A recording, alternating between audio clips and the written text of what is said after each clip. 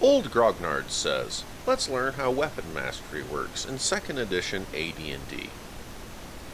Those of you who are familiar with 1st edition AD&D will probably see the similarities between weapon mastery and double specialization.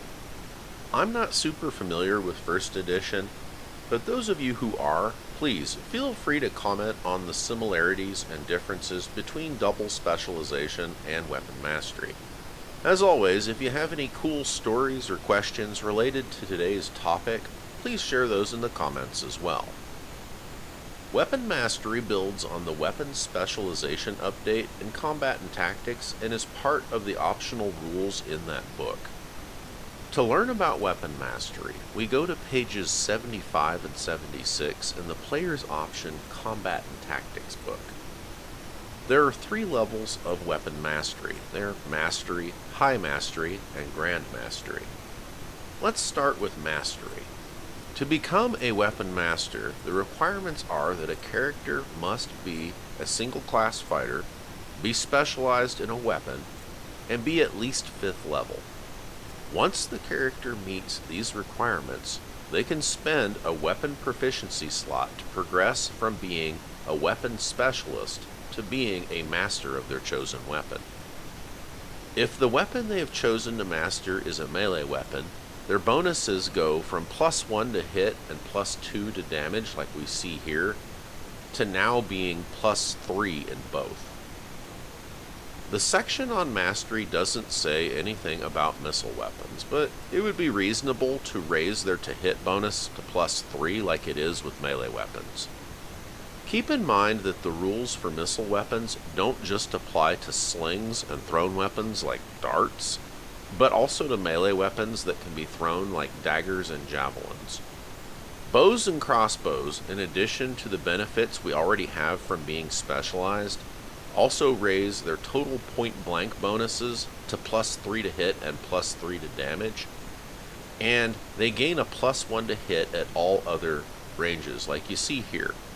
Keep in mind that they still have the penalties for range, which look like this, but the pluses they gain help deal with that.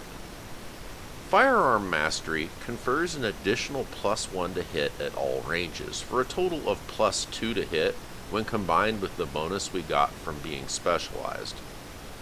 The marksman also gains the ability to ignore heavy armor at all ranges instead of just being able to do so at close range. If you aren't using the rules for armor penetration, a good alternative would be to just give them a point-blank range as if they were using a crossbow, or at least that's what I would do. Now let's move on to High Mastery. After a character becomes a Weapon Master, they can spend another weapon proficiency slot to become a High Master. High Mastery has 3 benefits.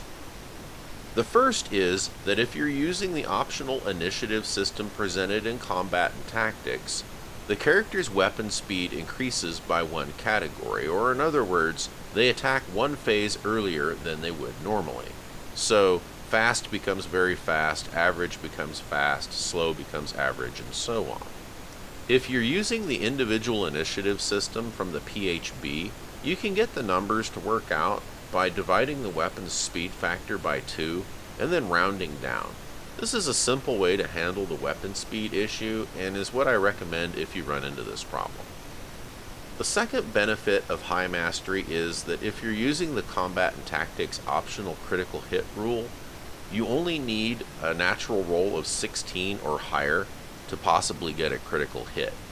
You still have to hit the armor class that is 5 or more greater than the target's AC, but you get a chance to get a critical hit on 16 through 20 instead of 18 through 20. If you're not using the optional critical hit system, you might instead have the High Master get a critical hit on a natural roll of 19 in addition to the usual nat 20. That's what I'd try out anyway. The last benefit a High Master gains only applies to bows, crossbows, firearms, and slings. With these weapons, we gain a new range category called Extreme Range.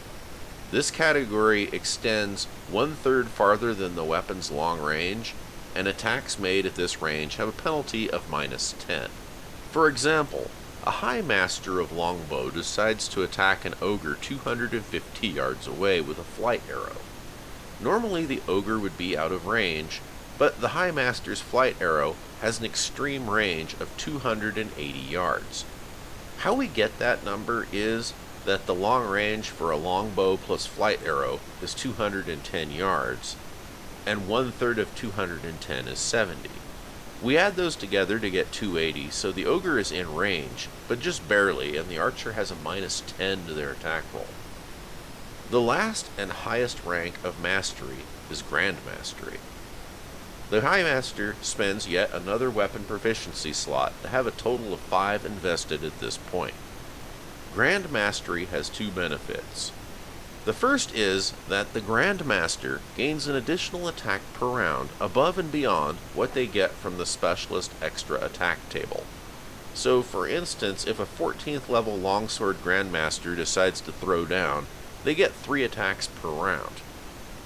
The second is that the damage and knockdown dice both move up to the next higher die, which looks like this. If you don't use the knockdown die, just apply this to the damage dice. So, for example, our 14th level Longsword Grandmaster from earlier would have their Longsword damage dice bumped up to a D10 and a D20 instead of D8, D12. And their knockdown die, if that rule's in play, would go from being a D8 to a D10. As you can see at this point, the effects of Weapon Mastery are powerful. So much so that the last part of the section on Weapon Mastery is 2 paragraphs with the title Special DM Note. I'll just read it rather than trying to paraphrase it, so you can come to your own conclusion. Weapon Mastery is hard to come by and even harder to perfect. It's not too rare for a character to become a master, but the quest to become a High Master or Grand Master could take years. Unlike previous levels of specialization, which can simply be selected as an advancement choice, High Mastery and Grand Mastery should require a great deal of time and personal sacrifice on the part of the character. It's not unreasonable to require the candidate to locate someone who can teach them and spend several months of campaign time in training, possibly sitting out an adventure or 2 while they hone their skills. While the highest levels of Weapon Mastery are a great goal for a character to set their eyes on, they can unbalance a game very quickly.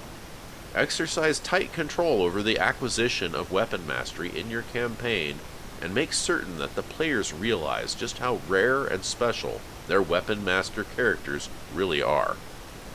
And with that, I'm just going to reiterate that Weapon Mastery is optional, and you can use as much or as little of it as you want in your game. That covers Weapon Mastery rules in the Player's Option Combat and Tactics book. And once again, here are the page numbers if you want to look up Weapon Mastery for yourself. Thanks for watching. Mountain Lion and I would like to wish you a wonderful rest of your day.